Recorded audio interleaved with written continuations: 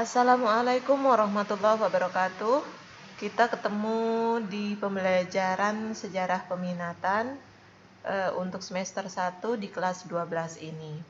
Untuk materi pertama, mata pelajaran ini yaitu tentang respon internasional terhadap proklamasi kemerdekaan Indonesia.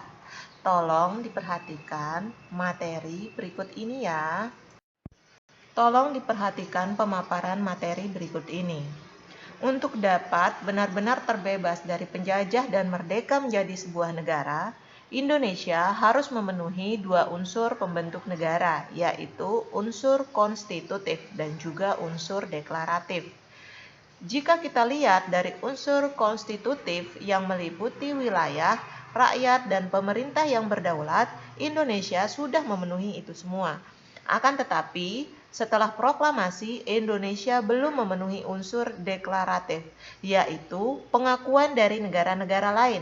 Hal inilah yang membuat Indonesia butuh pengakuan ataupun dukungan dari negara lain, tidak hanya secara fakta, tetapi juga secara hukum atau de jure. Lalu, apa sih beda antara pengakuan de facto dengan pengakuan de jure? Kenapa kedua pengakuan ini begitu penting untuk menjadi sebuah negara merdeka? Tolong disimak materi selanjutnya. Kita bahas satu persatu ya, bahwa pengakuan secara de facto yaitu suatu bentuk pengakuan sebuah negara terhadap negara lain yang menyatakan bahwa negara tersebut sudah memenuhi syarat-syarat terbentuknya sebuah negara, seperti ada wilayah, rakyat, dan pemerintahan yang berdaulat. Nah, pada umumnya pengakuan de facto ini diberikan kepada pihak yang diakui hanya berdasarkan pada fakta atau kenyataan saja bahwa pihak yang diakui itu telah ada. Pengakuan de facto merupakan pengakuan faktual sehingga sering diberikan meski pemerintah atau negara itu belum stabil. Sedangkan pengakuan de jure yaitu bentuk pengakuan yang dinyatakan secara resmi oleh negara lain dengan berdasarkan pada kaidah-kaidah yang diatur dalam hukum internasional terkait keberadaan suatu negara baru.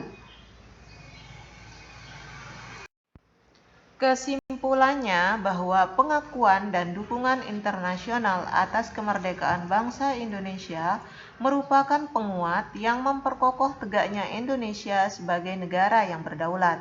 Dukungan dari negara-negara pertama itu justru menjadi faktor yang sangat menentukan di dalam perjuangan bangsa Indonesia yang merdeka dan berdaulat.